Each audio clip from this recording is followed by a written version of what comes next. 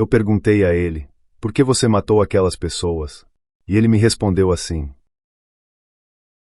Ele entrou na sala do tribunal como quem chega a um palco.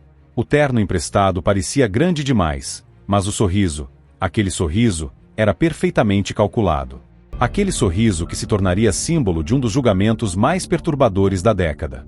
Ele olhava para os jurados como quem já sabia o resultado.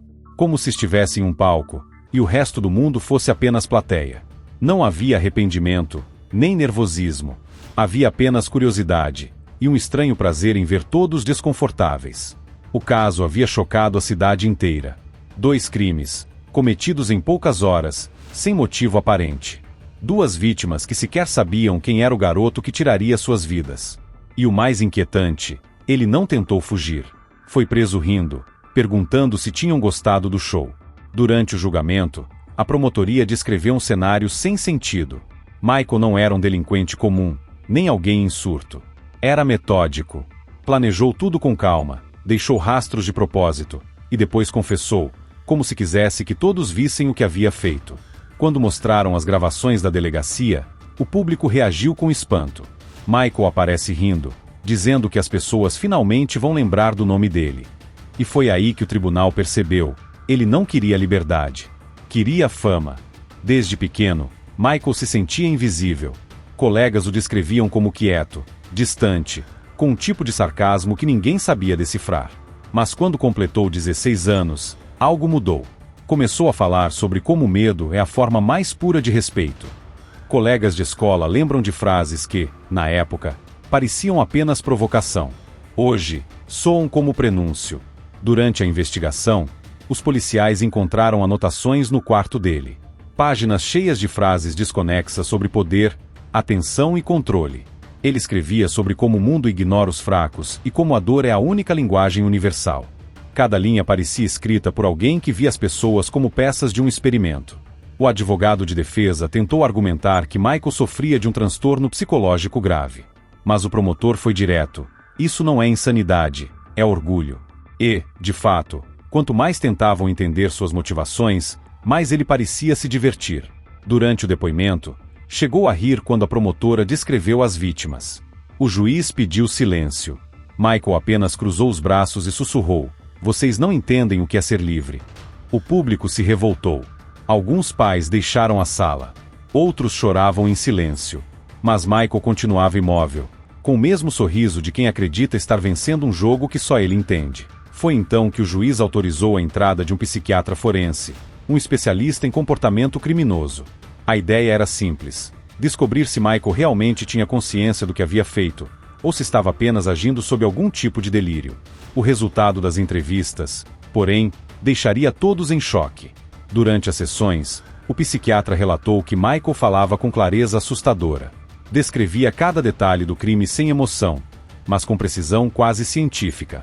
"Não foi um impulso", disse o médico. "Foi uma performance." Quando perguntado se sentia culpa, Michael respondeu: "Culpa é para quem teme ser esquecido." Essa frase foi reproduzida nos jornais, em programas de TV, em sites e fóruns online. De repente, o garoto que tirou vida sem motivo virou um símbolo distorcido para quem romantizava o caos. E quanto mais a mídia falava sobre ele, mais ele sorria. O psiquiatra percebeu um padrão. Michael não buscava apenas notoriedade, buscava reação. Ele queria que o mundo odiasse, porque o ódio ainda era uma forma de ser visto. O silêncio, não. O esquecimento, nunca. Enquanto o tribunal aguardava a conclusão do laudo psiquiátrico, Michael aproveitava cada audiência como um espetáculo. O olhar fixo nas câmeras, o riso quando mencionavam as vítimas, a tranquilidade ao ouvir o próprio nome sendo citado com desprezo. Era como se cada olhar indignado fosse combustível. E era justamente isso que tornava o caso tão perturbador. Ele não parecia um assassino arrependido, parecia alguém orgulhoso. Do lado de fora, o público se dividia. Alguns o chamavam de sociopata perfeito. Outros, de um garoto que nunca aprendeu o que é empatia. Mas dentro da sala, uma pergunta pairava no ar. Se ele não sentia remorso, o que o fazia seguir sorrindo? O psiquiatra respondeu semanas depois, diante do júri. Ele acredita que o medo é a forma mais pura de conexão. Ele quer ser lembrado, nem que para isso o mundo precise odiá-lo. E foi nesse momento que todos entenderam. Michael Swanson não era apenas um assassino. Era o retrato de uma geração que confunde atenção com existência.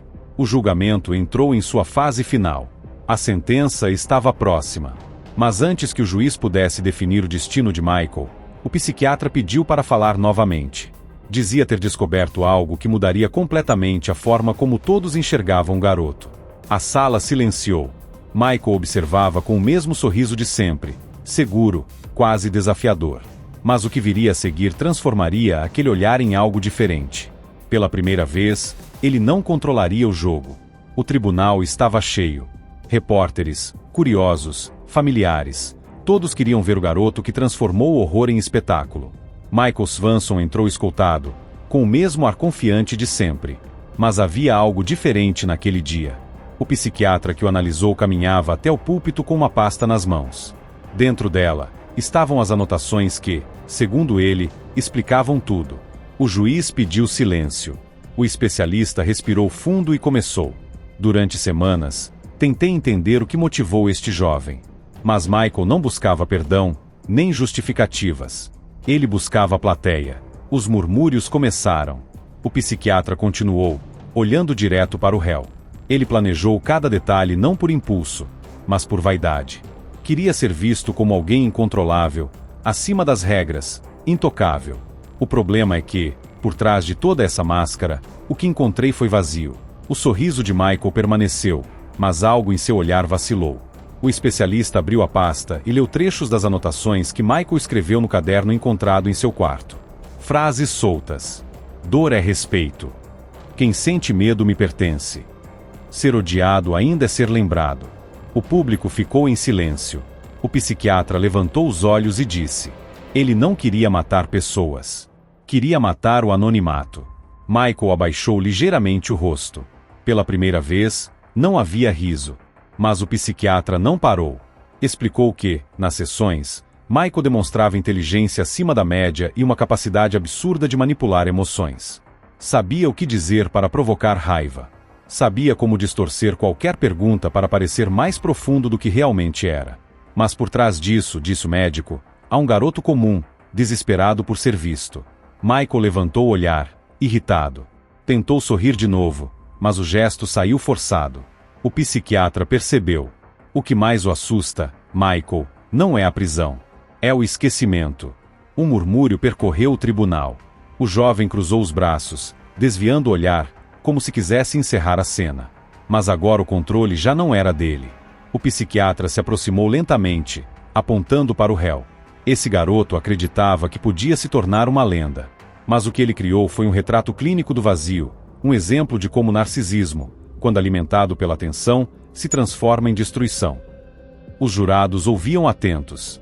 A promotora observava em silêncio, sabendo que aquele discurso valia mais do que qualquer argumento legal. O psiquiatra concluiu o laudo com uma frase que ficaria registrada na ata do julgamento. Michael Swanson entende o que é certo e errado. Ele simplesmente não se importa. O juiz assentiu. O público prendeu a respiração. E, naquele instante, Michael entendeu o que estava acontecendo. O sorriso que mantinha como escudo começou a desaparecer. O rosto antes confiante se transformou em algo quase infantil, confuso. Não havia mais plateia, nem admiração, nem mito. Havia apenas ele, um garoto preso, exposto, impotente. A sentença veio logo depois. 2 prisões perpétuas, sem chance de liberdade condicional. O juiz foi breve. O veredito, inevitável. Mas o que ficou na mente de todos ali não foi a pena, e sim a expressão de Michael ao ouvir as palavras finais do psiquiatra. Você não é temido, Michael. Só é esquecido mais rápido do que imagina. O silêncio tomou a sala. Nenhum som, nenhum movimento.